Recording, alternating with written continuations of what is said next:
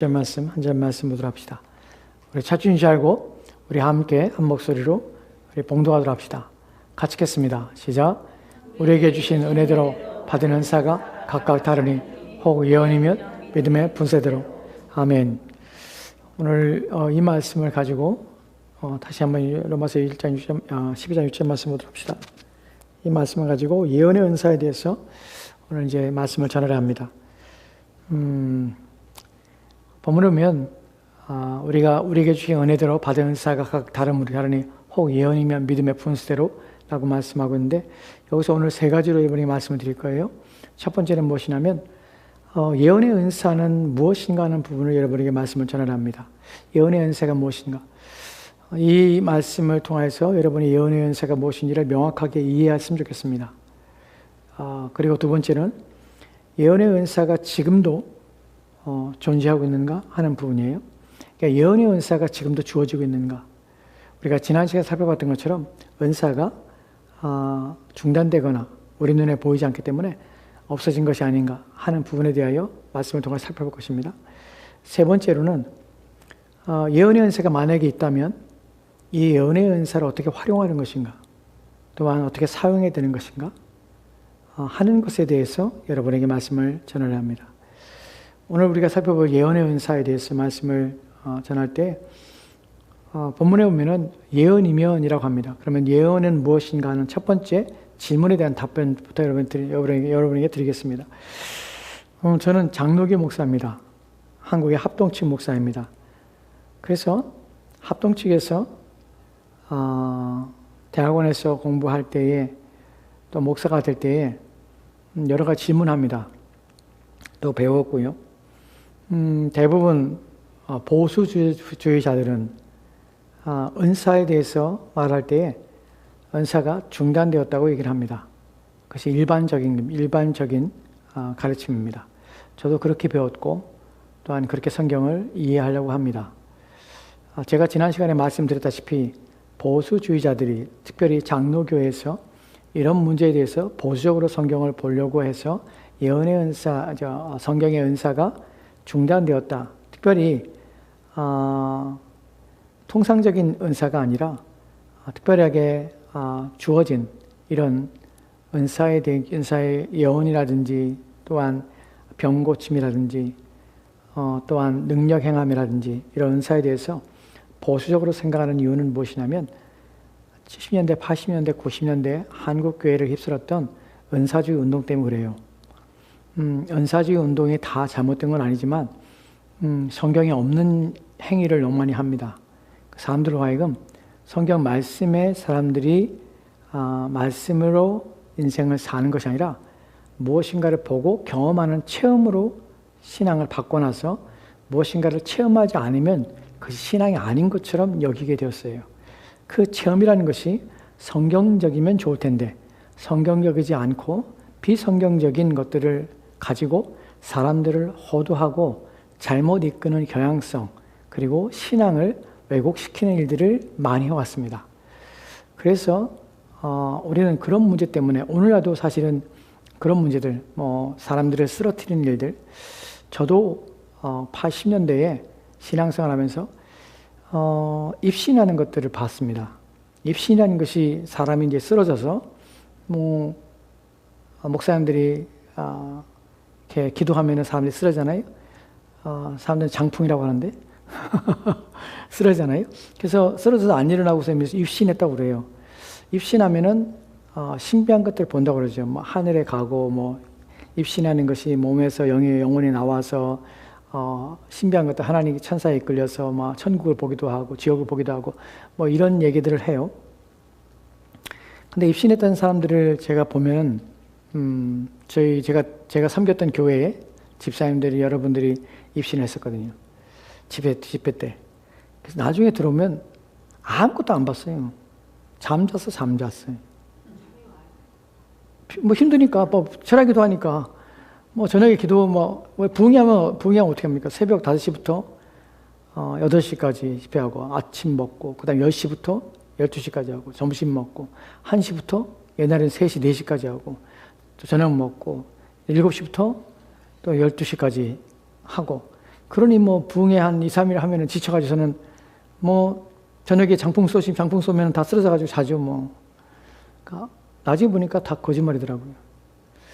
그런데 불구하고 이게 내가 학교에서 배우는 것과 신학적인 것과 현실에서 느끼는 것과 어떻게 이걸 괴리감을 어떻게 융합시키고 그래서 이해시킬까 하는 부분이 되게 고민이었어요. 그래서 저도 장로교 목사인지라 은사에 대해서 부정적으로 가지고 생각을 하는 경향성을 가지고 있습니다. 물론 지금은 그렇지 않습니다. 지금은 내 경향성이 내가 생각하고 있는 것이 문제가 아니라 성경이 뭐라고 하는 것이 더 옳기 때문에 성경에 초점을 맞춥니다. 내 생각은 아무 의미 없습니다. 성경이 뭐라고 하느냐 하는 것에 초점을 맞춥니다. 이렇게 말씀드리는 이유는 뭐냐면 저 또한 조심스럽지만 이런 분위기가 있다는 것이에요. 그래서 예언이라고 할 때 첫 번째로 이런 것이 아니라는 것을 부정적인 것을 먼저 말씀드리면 첫 번째로 어떤 사람들은 이렇게 얘기합니다. 예언 연세가 이런 문제들을 야기시키고 한국만의 문제가 아니에요. 온 세계에 기독교 복음이 전파할 때마다 은사주의 운동을 많이 했던 그래서 신비한 것들을 보고 뭐 신유나 이런 것들을 뭐 은사를 뭐 목사가 줄 수도 있고 막 선언하고 막 받으라고 기도하고 사실 이것이 다 비성경이거든요. 왜냐하면 목사가 줄 수 있는 것도 아니에요. 첫 번째로는 우리가 은사는 뭐예요? 각각 누가 성령께 주시는 것이에요. 그러니까 목사가 은사 받아라 절대로 줄 수 있는 게 아니에요. 그러니까 만약에 그렇게 기도하는 것도 문제예요. 왜냐하면 내가 주는 게 아닌데 어떻게 내가 기도해요? 성령이 하시는 일인데. 두 번째로 내가 달라고 기도할 수 있는 아니에요. 내가 달라고 주는 것이 아니에요. 필요에 따라서 각기 성령께서 그의 믿음의 분수대로 분량대로 성령이 주시는 것이 일하도록 주시는 것이. 근데 이 부분에 대해서 잘못 해석하고 잘못 이해해서 예언의 은사에 대해서 그것을 해결하기 위해서 이렇게 이해하는 사람들이 있습니다. 첫 번째는 무엇이냐면 예언이라는 은사는 무엇이냐면 구약의 선자들이 예언했던 예언에 대한 해석을 하는 사람들이 예언의 은사를 받은 것이다 라고 정의하는 정의가 있습니다. 구약의 선자들이 예언했던 것을 해석할 수 있는 능력이 예언의 은사의 능력이고 활용이다 라고 말하는 것이에요. 이렇게 말하는 이유가 제가 앞서 설명드렸던 한국의 상황에서 은사주의 운동의 부정적인 것이에요. 무엇 때문에? 은사주의 하는 사람들이 대부분들이 뭐냐면 직통계시에 대한 얘기를 하거든요. 직통계시를 뭐예요? 내가 직접 하나님과 교통한다는 것이에요. 내가 하나님과 직접 얘기하고 하나님 음성을 듣고 내가 지금 말하는 것이에요. 여기에 가장 큰 위험이 무엇이냐면 오늘 우리가 본문을 통해 보게 됐지만 가장 큰 문제가 뭐냐면 이것으로 자신의 은사를 활용해서 이것으로 사람을 지배하는 지배권을 만들어낸다는 것이에요. 여러분 은사주의 운동하는 사람들 대부분 목사들이나 이렇게 은사에 대해서 막 활용하며 무엇인가 직통계시를 받는 사람들이 대부분 하고 있는 짓거리가 뭐냐면 다른 사람을 내 말의 권위로 다른 사람을 지배하려는 의지를 내포한다는 것이에요. 내 말 들으라는 것이에요. 내 말의 권위를 세우는 것이에요. 내가 하나님께 지금 받은 것이야. 나는 지금 하나님의 말을 하고 있는 것이야. 즉 나는 누구냐면 지금 하나님이야. 라는 의미로 사람들에게 대화하고 사람들은 그렇게 그를 인식하게 됐다는 것이 이것이 가장 큰 문제예요. 자기를 높이는 것과 또한 자기 말의 권위를 높이고자 하는 것. 이런 것들이 은사에 대해서 잘못된 활용법입니다. 이것을 오늘 말씀을 통해서 박살내겠습니다. 두 번째로는 은사에 대해서 얘기할 때 사람들이 착각하는 것이 예언이라고 하니까 앞에 있는 것을 미리 말하는 것이라고 우리는 여기는 것이에요. 어떤 일어날 일들에 대해서 미리 말하는 것이나 또는 어떤 것들의 사람에 대해서 어떤 사람의 앞의 일에 대해서 또한 그 사람의 앞날에 대해서 무엇인가를 말해주는 것 이런 것을 우리 자꾸 예언이라고 생각합니다. 왜냐하면 우리 예언이라고 하는 자체가 구약적인 상황 속에서 우리가 예언이라는 것을 생각할 때에 구약의 선자들이 그런 식으로 예언하거든요. 사울의 경우에 사무엘이 내가 갈 때 사람들 만날 텐데 그 사람들이 떡덩이를 가지고 있고 뭐하고 또 누구를 만날 텐데 이렇게 말하고 그런 거 보니까 예언이라는 것은 마치 어떤 일이 일어날 것에 대해서 미리 예견하고 또한 어떤 사람에 대해서 감춰진 것이나 또한 드러나지 않은 일들에 대해서 말함으로 그들로 하여금 예비하게 하고 하는 것을 자꾸 예언이라고 생각하는 것이에요. 여러분 예언은 본문에서 말하는 예언과 성경의 은사로서의 예언이라는 것은 결코 그런 것이 아니에요. 왜 그런 것이 아니냐면 예언은 성령 하나님께서 직접적으로 사역하시는 직접적으로 어떻게 직접적인 영감을 통해서 계시하는 것이에요. 두 번째로는 이 영감의 계시는 하나님의 말씀에 대한 것이에요. 하나님께서 말씀을 통해서 우리 가운데 주시고자 하는, 말하고자 하신 내용이에요. 근데 무엇에 관해서 예언하냐? 나는 것에 대해서 우리는 예언이 어떻게 일어날 일에 대해서 얘기하는 것이거나, 또는 사람의 미래에 대해서 얘기하거나, 그 사람이 어떤 걸 선택해야 될지 예언하거나 하는 것이 아니라는 사실을 성경을 통해 보게 되는 것이에요. 이들이 놓치고 있는 부분이 무엇이냐면, 성경이 예언을 어떻게 정의하고 있는가, 예언은 무엇인가 하는 부분의 성경의 가르침에 대해서 전혀 관심을 기울이지 않는다는 것이에요. 통념이 어떻게 해요? 구약의 선지자들이 했던 것처럼 동일한 방식으로 그런 방식으로 하는 거예요. 신약의 예언은 끝나는 것이에요. 구약에는 왜 예언이 그런 방식으로 주어졌습니까? 왜냐하면 성경 말씀이 없기 때문에 그래요. 아직 계시가 완전하지 않기 때문에, 그리스도가 아직 오지 않았기 때문에 그런 방식으로 하나님께서 주시는, 하나님께서 일하시는 것을 나타내신 것이에요. 신약에서는 이미 그리스도가 오셨어요. 그리고 우리 가운데는 이미 어떻게 살아야 될지를 다 성경을 통해서 우리 가운데 계시된 것이에요. 그때 또 다른 차원의 앞에 일어날 일들이라든지 어떤 사람에 대한 미래에 대한 것이라든지 이런 것들을 주실 이유가 없다는 것이에요. 예언이 성경에서 뭐라고 표현되고 왜 이것을 주어졌는지, 어떤 용도인지 우리가 알게 되면 예언에 대해서 그런 생각을 하지 못하는 것이에요. 그렇게 하는 행동들이 얼마나 미련한 것이고 얼마나 악한 것이며 얼마나 성경과 전혀 상관없는 아주 죄악된 것인지를 알게 됩니다. 이단이 짓거리 하는 것이죠. 왜냐하면 고린도전서 14장 3절 말씀 보도록 합시다. 같이 돌아갑시다. 시작. 그러나 예언하는 자는 사람에게 말하여 덕을 세우며 권면하며 위로하는 것이요. 아멘. 예언에 대해 말하고 있어요. 로마서 12장 6절 말씀에서 예언에 대해 말하고 있어요. 똑같이 고린도전서 14장에서 예언에 대해 말하고 있어요. 근데 예언에 뭐라고 합니까? 예언하는 자는 사람에게 말하며 덕을 세우며 권면하며 위로하는 것이요. 즉 예언은 무엇이냐? 앞에 있는 일을 미리 보는 것이요, 다른 사람의 미래에 대해서 점치는 것이요, 그 사람 미래를 미리 알려주는 것이요 하는 것이 아니에요. 무엇을? 덕을 세우면 덕을 세우며, 덕을 세운다는 것이 무엇이냐면 신앙을 세운다는 것이에요. 믿음을 세우는 것이에요.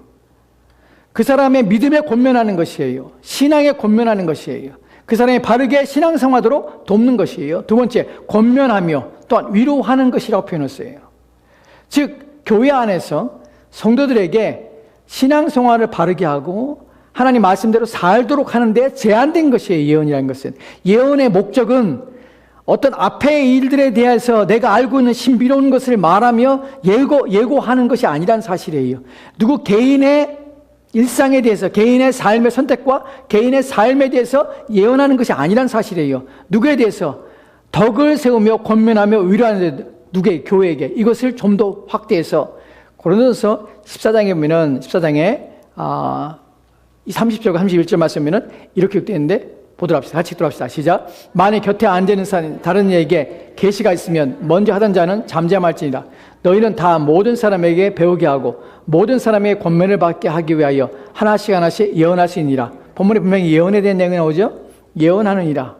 본문에서 계시라는 표현을 씁니다.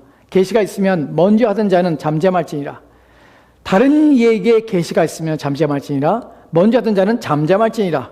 너희는 다 모든 사람으로 배우게 하고, 여기서 예언이 어떻게 무엇에 표현되어 있습니까? 모든 사람에게 배우게 하는 내용이라는 사실이에요. 즉 내가 개인적으로 내가 어떤 걸 선택해야 되는데 하나님께서 하나님 뜻을 알고 싶습니다. 예언해 주세요 라고 말하는 것은 모든 사람이 배우는 것이 아니에요. 예언은 어떤 일이에요? 예언은 덕을 세우는 것이에요. 또 권면하는 것이에요. 위로하는 것이에요. 어디서? 교인들에게 하는 것이에요. 두 번째로 교회에서 주시는 목적이 무엇이라고요? 교회를 세우기 위해서 은사를 주시는 것이에요. 은사에 대해서, 은사의 초점은 무엇입니까? 은사는 성령께서 교회를 세우기 위해서 교회에 유익하고 교회에 일을 하게 주는 것이에요. 그것이 은사의 가장 중요한 핵심적인 요소예요. 우리가 알다시피 바울이 말할 때 너희가 그리스도의 한 몸에 많은 지체를 가졌나니, 이런 표현을 쓰는 이유가 뭐라고 했습니까? 우리는 한 몸의 지체들이에요. 모든 몸의 지체들은 다 무엇을 향합니까? 모든 몸의 지체는 자기를 향하지 않아요. 손가락은 손가락을 위해 존재하지 않아요. 손가락은 무엇을 존재합니까? 몸을 위해 존재해요. 모든 지체는 몸의 유익함을 위하여 활용되고 몸의 유익함을 위하여 존재하는 것이에요. 사용될 때 이 손가락 하나가 자기 마음대로 행하지 않아요. 내 개인적인 일이 있으니까 나는 내 개인적인 일을 위해 살아. 안 그래요. 모든 지체는 다 무슨 일을 하건 나는 몸을 유익을 위해서, 몸을 위해서 최선을 다하여 일하는 것이에요. 예언이라는 것은, 은사는 무엇 때문에 주어지냐면 이 몸의 지체들이 각각의 기능을 통하여서 몸의 유익을 위하여, 몸을 위하여 행하도록 성령께서 각 사람에게 기쁘신 뜻대로 은사를 주시는 것이에요. 그러면 예언이라는 은사는 무엇이냐? 덕을 세우고 권면하고 위로하고, 무엇이? 몸을 향하는 것이, 몸을. 본문에서 너희는 다 모든 사람으로 배우게 하고, 예언은 뭐예요? 모든 사람으로 배우게 하는 것이에요. 그런데 어떻게? 개인의 나의 미래, 내가 어떻게 하겠어요? 어떻게 해야 됩니까? 이 사업을 해야 되겠습니까? 내가 이 사업을 해야 됩니까? 이 사업을 해야 됩니까?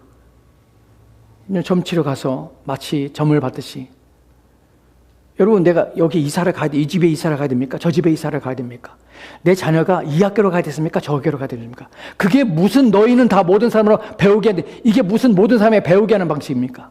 이게 뭐 어떻게 몸을 향하는 것이에요? 이게 어떻게 교회를 세우는 방식이에요? 성령께서 은사를 그런 방식으로 주지 않아요. 그것은 성령의 은사가 아니에요. 왜냐하면 성령의 은사는 다 몸을 향하기 때문에. 그때 우리가 알고 있는 예언이라는 것이 그런 방식으로 사용되는 건 다 사기라는 것이, 거짓말이에요. 그렇게 사용될 수 없어요. 예언은요, 모든 사람이 배우게 하고 모든 사람으로 권면을 받게 하는 것이, 이게 예언에 대한 바른 성경의 가르침이에요. 모든 사람 권면받고 모든 사람이 배우게 하는 것이에요. 누구 개인적으로 은밀하게 하는 것이 아니에요. 당신만 알아. 내가 하나님께 기도해 보니까 하나님께서 이렇게 하래. 절대로 그렇지 않아요. 그러면 이렇게 하는 방식이 뭐라고요? 다 뭐라고요? 다 무당짓하는 거예요. 무당짓. 교회 안에 무당짓하는 것이에요. 우리가 예언을 할 때 성경이 말하는 것을 제대로 이해하면, 우리가 그런 짓을 하는 사람들을 보면 무당짓 하는 거구나. 저 사람들은 미신에 속한 사람이라. 우리 같은 영이 아니구나. 그리스도 영이 아니구나 하는 것을 인식해야 되는 것이에요. 근데 함부로 어디 가서 예언을 받지 마세요. 여러분 안 그런지 모르지만, 여기 없어서 모르지, 이 지역에는 그런 사람이 없어서, 그렇게 받을 사람이 없어서 여러분이 안 간지 모르지만 많아요. 그런 짓 하는 사람들. 해마다 새해가 되면 예언 받으러 타는 사람들이 얼마나 많은지 몰라요. 미친 짓이죠. 무당에 가는 것처럼. 왜냐하면 그렇게 해서 정말로 그렇게 하나님께 그렇게 역사한다고 생각하기 때문에. 예언을 한다면 그렇게 못해요. 왜 무당짓이냐면, 제가 알고 있는 전사님이 계셨는데 돌아가셨어요.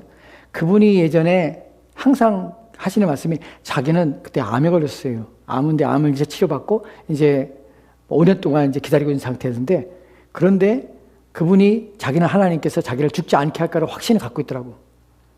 왜 몸 관리 안 해요? 암에 걸렸었는데 암 치료받고, 그럼 몸을 관리하고 음식 조절하고 운동하잖아요. 안 하고 했어요. 안 하고.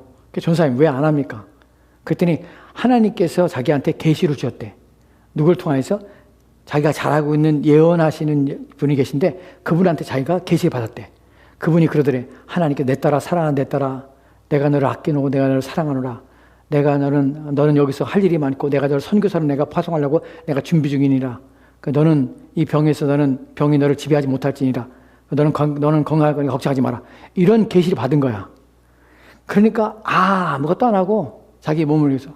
나중에 병이 재발해 돌아갔어요. 어느 안 돼서. 제가 그거 보고서는 그때 그 말 들을 때 미쳤구나. 근데 안 들어요. 전사님, 그런 말 들으면 안 됩니다. 사기꾼이에요. 그런 말 듣지 마세요. 아니래. 자기는 그분이, 하나님께서 그분이 예언한 말이 얼마나 효임인지 다 맞았다는 거야. 자기도 그렇게 확신하고 있다고. 그렇게 속아서 그렇게 인생을 망치는 사람도 있어요. 오늘날도 물론 이 말을 한다고 해서 여러분이, 이 말을 듣고 있다고 해서 여러분들이 이 말에 이미 빠져있는 사람들은 헤어나지 못해요. 그냥 그 길 가다가 저기 그렇게 죽는 것이에요. 제가 지금 말씀드리는 이유는 예언이라는 것이 무엇이냐는 것이에요. 그런 방식이라는 것이 아니에요. 그렇지 않다는 것이에요. 모든 사람이 배우게 하라. 모든 사람이 권면하라. 모든 사람이에요. 교회를 향하게 하는 것이에요. 개인의 지금 계시 받아서 누구에게 예언하거나 누구에게 말하거나 앞일에 대해 예언하거나 이런 학교로 가라 저런 학교로 가라 이걸 해야 된다 누구랑 결혼해야 된다 다 거짓말이에요. 다 사기예요. 아니라고요. 왜냐하면 그건 교회를 위한 것이 아니고 교회의 권면도 아니고 예언의 방식이 아니기 때문에 그래요. 이제 우리가 생각할 것은 두 번째 내용입니다.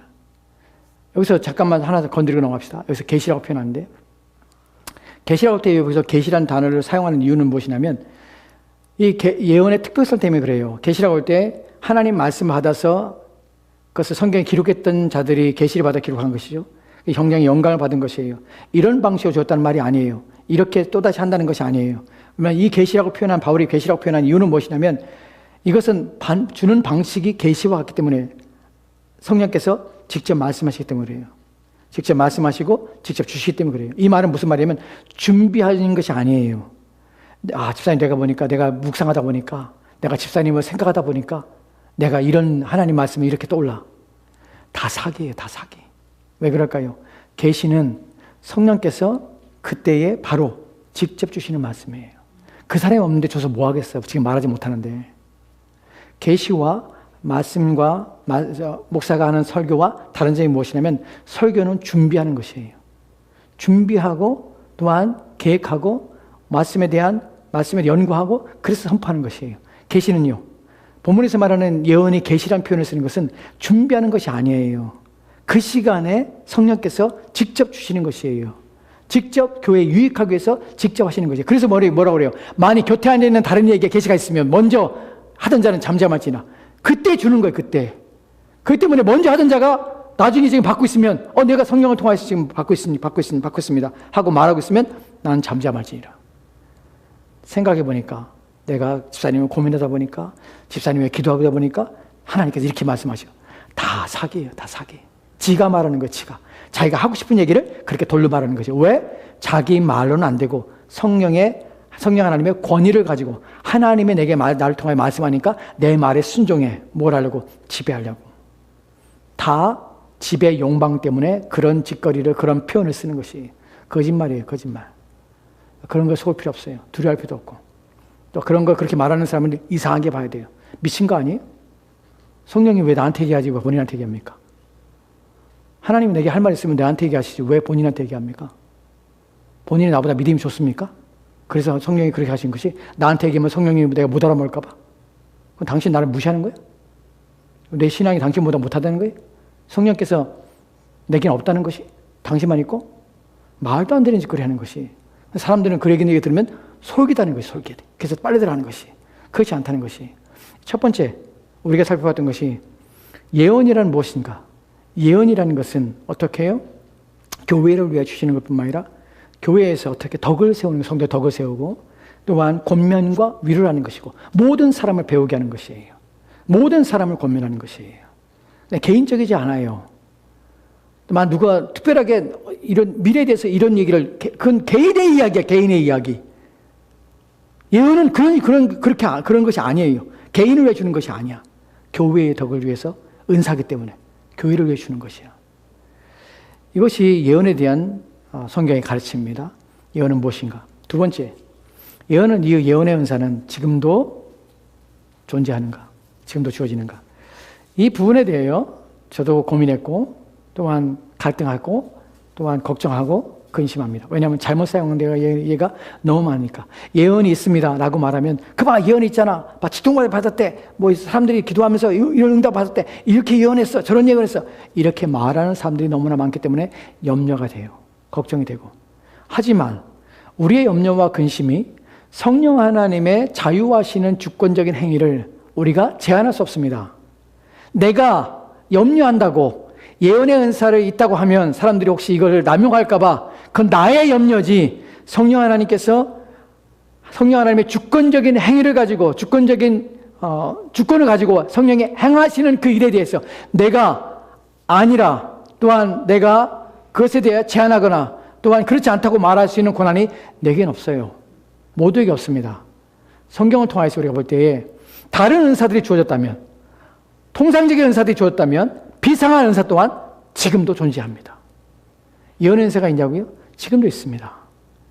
지금도 있는데 왜 눈에 잘 보이지 않죠? 왜 이상한 것들만 보이죠? 예언이 아닌 것처럼 보이죠? 왜냐하면 지난번에 말씀드린 것처럼 어떤 것 때문에 우리의 영적인 약함 때문에 우리의 영적인 낮은 수준 때문에 성령께서 역사하지 않으시고 이런 은사를 쉽게 참된 이런 은사를 쉽게 볼 수 있지 못하다는 것이에요.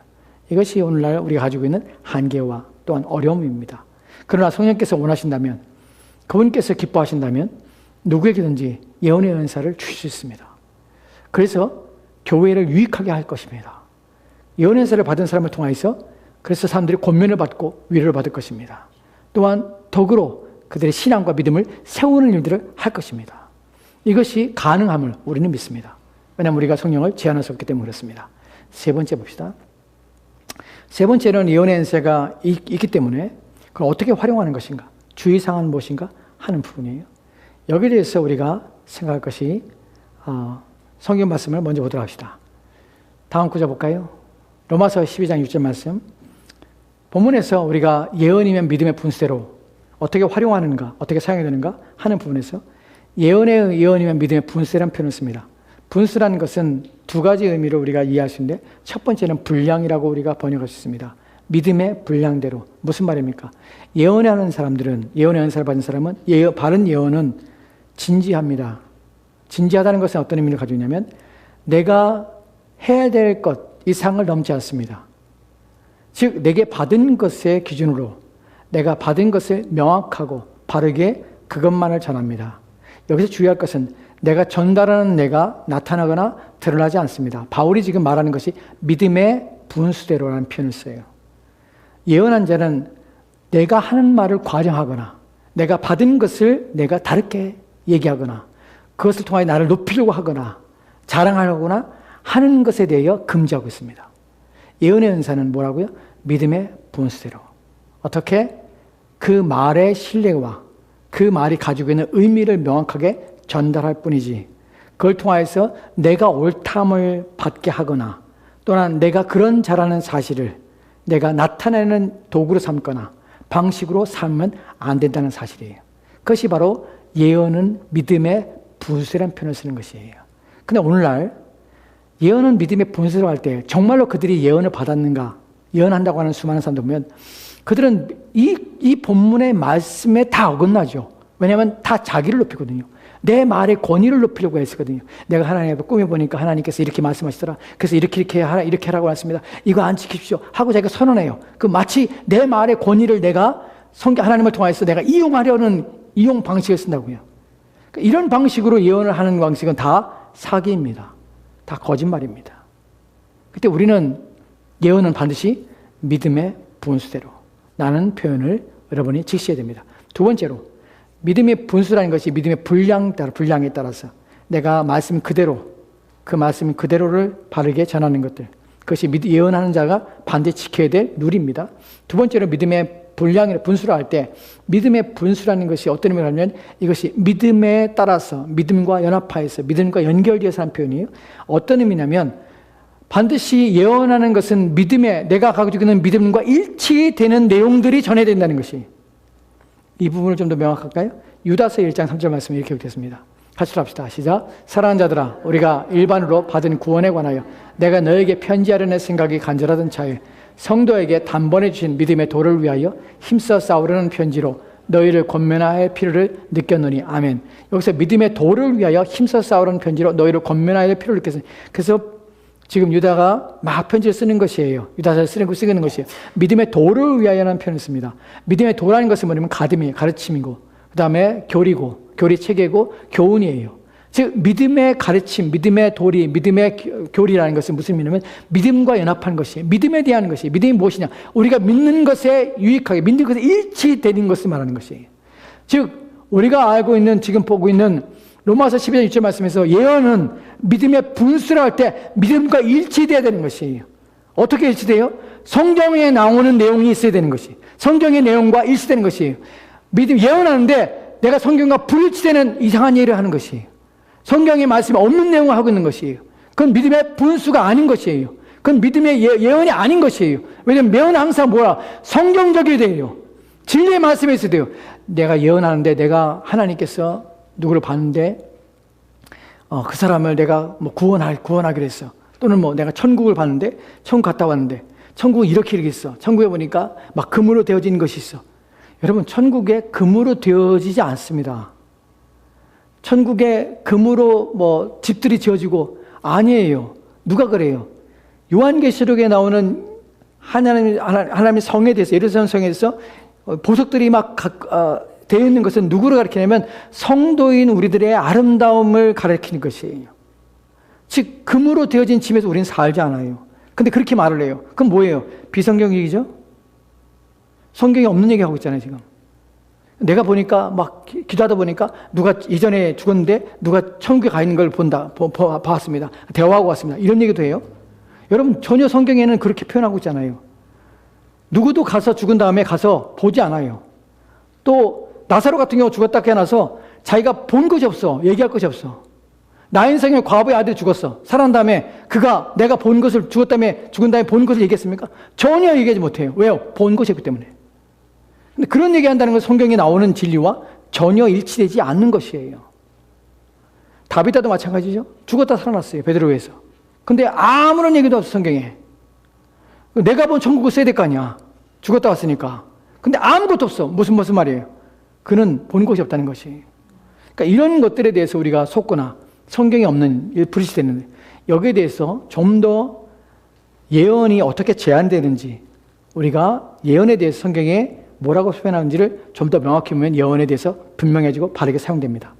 고린도서 14장 29절 말씀 봅시다. 같이 들어갑시다. 시작. 예언하는 자는 둘이나 셋이나 말하고 다른 이들은 분별할 것이요. 예언하는 자는 둘이나 셋이나 말하고 다른 이들은 뭘 할 거요? 분별할 것이요. 분별하는 것이 무슨 말이에요? 분별하는 것은 판단하고 옳은지 마른지 검증하는 것이. 예언하는 것이 왜 검증이 필요합니까? 사람들이 이렇게 말해요. 내가 하나님께 받았는데 당신들이 뭔데 나를 검증하고 내 말에 대해서 당신이 토를 달아 라고 말을 해요. 다 거짓말이에요. 예언하는 것은 둘이나 셋이나 말하고 다른 사람들은 뭐라고 그걸 들으면서 분별해. 그것을 검증해. 어떻게? 하나님 말씀대로 말하는 거냐, 진리의 말씀대로 맞는가, 교리의 체계를 맞는가 하는 것을 분별하는 것이야. 아니라면 아닌 것이에요. 즉 무슨 말을 하고 있는 거예요? 이 사람들은 성경에 관한 내용을 하고 있는 것이에요. 예언에 대해서 하나님 말씀에 관계된 얘기를 하고 있는 것이에요. 그렇기 때문에 분별하고 있는 것이에요. 생각해 봅시다. 바울이 지금 검증하라고 그래요. 예언에 대해 검증하라고 그래요. 그런데 내가 하나님의 직동자에 하나님께 지금 당신이 이렇게 말합니다. 당신이 지금 사업을 하는데 이런 사업을 하랍니다. 하나님 뜻입니다. 라고 말하면 우리가 어떻게 검증해 그걸? 모르잖아요. 그 비즈니스를 내가 어떻게 알아요? 이 대학 가랍니다. 당신의 자녀가 이 대학 가야 합격한답니다. 그럼 우리가 어떻게 알아요 그걸? 근데 바울은 뭐라고 그래요? 예언한 자는 말하고 다른 사람들은 분별하라고 그래요. 분별하라고. 그럼 무슨 말이에요? 분별할 수 있다는 것이에요. 할 수 있다는 말은 무슨 말이에요? 이 예언이라는 것이 무엇에 종속된다고요? 말씀에 종속되고 그 말씀과 더불어서 그 말씀에 대해서 말하는 것이에요. 그렇기 때문에 그것이 성경적인지 아닌지를 판단하고 검증할 수 있는 것이에요. 즉 예언은 앞에 있는 것을 얘기하는 것이 아니에요. 그러니까 성경에 대해서 이런 것들을 우리가 모르니까 누가 예언한다면 그런가 보다. 또 반박은 못하고 아닌가, 아닐 거야. 성경에 뭐야? 아니라고 나오는 것이 아니라고. 다 거짓말이라고, 사기치는 거라고. 분별하라고. 한 구절 더 볼까요? 데살로니가서 5장이면 19장 21절 말씀 이렇게 기록됐어요. 같이 들어갑시다. 시작. 성령을 소멸하지 말며 예언을 멸시하지 말고 범사하여 좋은 것을 취하고. 아멘. 예언을 멸시하지 말고 그리고 어떻게 해요? 범사에 헤아려 좋은 것을 취하고. 예언을 멸시하지 마. 그런데 그 예언에 대해서 범사에 그것을 헤아려서, 헤아려는 것이 시험하다는 것이에요. 예언을 받았다면, 누가 예언을 얘기한다면 시험해봐. 그게 사실인지 아닌지. 뭐 어떻게 시험해? 어떻게? 뭐가 있어서? 말씀이 있으니까. 우리는 믿음을 가지고 있으니까. 그것이 신앙적인가? 이거 성경에 맞는 것인가? 성경이 말하고 있는 것인가? 예수 그리스도가 우리가 가르친 내용인가? 하는 것을 분별하기 때문에 어떻게 해요? 우리가 분별할 수 있는 것이. 그리고 시험해 볼 수 있는 것이. 즉 예언이 그것과 전혀 상관, 성경과 전혀 없이 따로 동떨어져서 주어진 것이 아니란 사실이에요. 그러니까 그런 식으로 우리가 상황 속에서, 생활 속에서 하나님께 기도하면서 오늘 누구를 만나러 가겠고, 누구한테 이런 말을 하겠고, 다 거짓말이에요. 왜요? 예언은 그런 방식으로 주어진 것이 아니기 때문에. 저 사람을 오늘 지금 만나야 되는지 우리가 어떻게 하겠어요? 어떻게 그것을 시험해요? 어떻게 검증하고? 근데 분명히 뭐라고 해요? 헤아려 좋은 것으로 취하고, 헤아리라고 그래요. 그리고 어떻게 해요? 분별하라고 그래요. 할 수 있는 것이에요. 그런 방식이 아니라는 것이에요. 그렇게 말하는 것은 자기 주장이에요, 자기가. 속이는 영을 받은, 거짓 영을 받은 자들이 그렇게 말하는 것이에요. 마지막으로, 예언의 은사에 대해서 마지막으로 우리가 하나 더 봅시다. 고린도전서 14장 30절 말씀 보도록 합시다. 만일 곁에 앉아 있는 자들이 다른 데에 계시가 있으면 먼저 하던 자들은 잠잠할 것이고. 본문에서 계시라고 표현합니다. 아까 우리가 계시라고 말씀드렸죠. 계시라는 것이 성경을 기록할 때 하는 그런 영감이 아니라 직접 그때 주는 것이 계시를 주는 것이. 여기서 우리가 생각할 것이 무엇이냐면 예언이라는 것이 성령께서 직접 주시는 것입니다. 하나님의 말씀을 우리 가운데 주시고 그 말씀을 말하게 하는 것이에요. 그것은 어디에 부합한다고요? 성경의 진리와 동일하게 부합할 수밖에 없어요. 왜 그랬을까? 왜 그럴 밖에 없죠? 성령이 하시기 때문에 그래요. 성령은 어떤 영이에요? 진리의 영이세요. 진리의 영이란 말이 무슨 말이에요? 그분은 하나님의 말씀과 동떨어져 얘기하지 않으세요. 왜 성령께서 은사를 주시냐면 교회를 왜 주시죠? 교회를 유익을 왜 주시죠? 교회의 유익을 주시는데 성령께서는 교회에 어떤 유익을 주십니까? 진리의 말씀을 깨닫게 하시는 진리의 영이세요.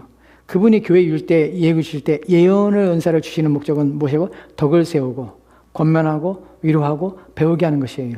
그때 그 내용이 어떻게 해요?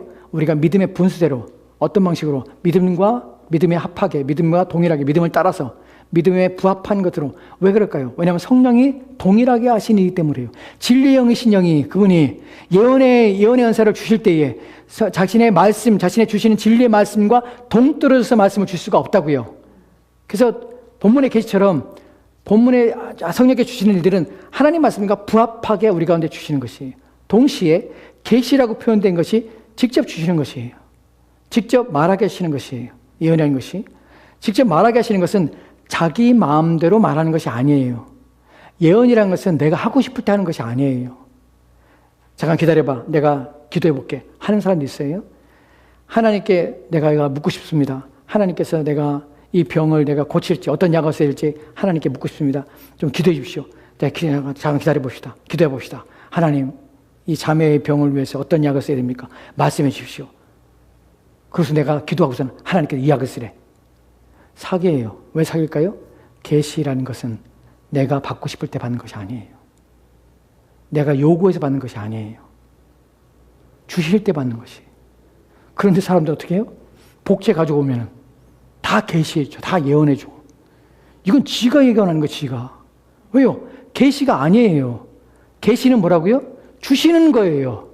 내가 말하고 싶어도 내가 말하고 싶습니다. 저 사람하고 얘기하고 싶습니다. 저 사람한테 말해주고 싶습니다. 말씀해 주세요. 안 주시면 끝이에요. 그분이 주실 때만 허용되는 것이에요. 내가 받는 것이 내가 기도해 볼게. 내가 기도한다고 되는 것이 아니에요. 성령께서 주셔야만 되는 것이에요. 주실 때만 할 수 있는 것이에요. 두세 사람이 앉아서 얘기할 때 한 사람이 얘기할 때 먼저 얘기하던 사람이 나중 사람이 계시가 있으면 라고 얘기하는 것은 성령께서 이 사람에게 주시고 가만히 있는 것이 아니라 이 사람에게 주시면 너는 가만히 있어. 왜냐하면 그때 오기 때문에. 그때 내가 말하고 싶은 것이 아니라 그분께서 주시는 말씀이기 때문에 그때 말하게 되는 것이에요. 이것이 예언에 대해서 성경이 말하는 가르침이에요. 이 부분을 좀 더 명확하게 한 구절 더 보고 마치도록 합시다. 고린도전서 14장 8절 말씀 18절 말씀은 이렇게 읽겠습니다.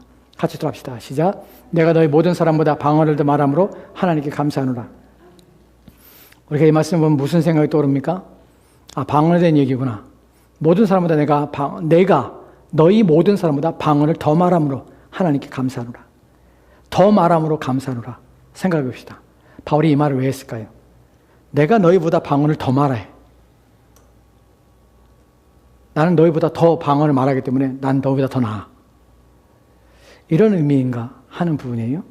여러분, 바울이 방언을 그 사람보다 더 말한다고 말하는 이유는 무엇이냐면 바울이 방언을 더 말한다는 것은 여러분 방언이 내가 하는 것이라면 바울이 다른 사람보다 더 말한다고 얘기할 수 없어요. 왜 그럴까요? 다른 사람은 더 많이 말할 수 있죠. 방언을 자기가 말하는 것이라면 하루 종일 내가 방언을 얘기할 수 있죠. 내가 하는 것이라면. 그럼 바울이 어떻게 내가 너보다 너 방언을 더 많이 얘기해. 어떻게 얘기해? 다른 사람은 하루 종일 방언을 얘기할 수 있는데 내가 너보다 더 많이 말해. 라고 말하는 이유는 무엇이냐면 방언의 은사라는 것은 내가 하는 것이 아니라 방언의 은사는 그분께서 하게 하시는 것이에요. 그래서 내가 너희보다 방언을 더 말해야 한다는 것은 성령께서 내게 방언을 더 많이 하도록 역사하신다는 것을 의미하는 것이에요. 즉 은사는 무엇이냐면 예언의 은사는 내가 하고 싶을 때 하는 것이 아니라는 사실이에요. 주어지는 것이에요. 성령께서 말씀하지 않으면 나는 하고 싶어도 예언하고 싶어도 못해요. 왜냐하면 내가 하는 것이 아니기 때문에 계시기 때문에 반드시 줄 때만 하는 것이에요. 이런 것들을 종합해서 우리가 살펴볼 때 예언의 은사가 존재합니다. 왜냐하면 성령께서 여전히 역사하시기 때문에. 하지만 예언의 은사에 대해서 잘못 사용한 자들이 너무나 많습니다. 태반이 그렇습니다. 예언의 은사는 내가 하고 싶다는 것이 아니라 성령께서 하게 하실 때만 할 수 있는 것입니다. 그래서 예언의 은사는 개인적으로 누구의 개인의 일상이나 또한 개인의 삶에 대해서 내가 성령을 통해서 받아서 말하는 것이 아닙니다. 왜 그럴까요? 왜냐하면 예언의 은사는 교회에 덕을 끼치고 사람들로 하여금 많은 사람들이 배우게 하고 많은 사람들이 권면을 받게 하고 위로를 받게 하기 위해서 성령께서 많은 사람들을 위하여 주시는 것이기 때문에 결코 개인적인 욕심과 욕망과 개인적으로 이루고자 하는 일들에 대해서 말하는 것이 아니란 사실입니다. 이런 말씀을 우리가 성경을 통해 보게 되니까 예언에 대해서 저는 참 많이 자유롭게 되었습니다. 이 말씀을 배우고 나서 예언의 은사가 있는가? 있습니다. 그런데 문제는 예언의 은사를 아는 사람들이 많지 않습니다. 예언의 은사가 무엇인지를 분별하는 사람들이 많지 않습니다. 예언의 은사는 믿음의 분쇄로 분별할 수 있어야 됩니다. 예언의 은사는 뭐예요? 헤아릴 수 있어야 됩니다. 우리가 시험해 볼 수 있어야 됩니다. 그것이 아니라면 예언의 은사가 아니라 자기가 자기를 높이려고 하는 거짓된 행위입니다. 나는 것으로 완전히 정리가 되는 것입니다. 이제 예언의 은사 여러분에게 이제 확 바뀌었으면 좋겠습니다. 그리고 어떠한 일에도 어떠한 상황에도 비성경적인 일에 마음을 뺏기지 말고 그런 일을 쫓아 여러분의 인생을 살지 않기를 바랍니다. 기도합시다.